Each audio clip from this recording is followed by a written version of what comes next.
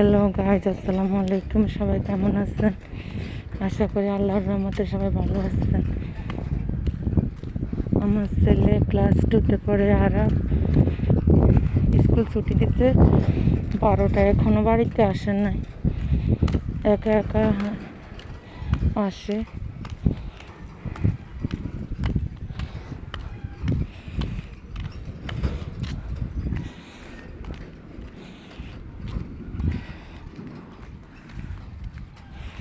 আমাদের এদিকে পানি কিরকম দেখেন।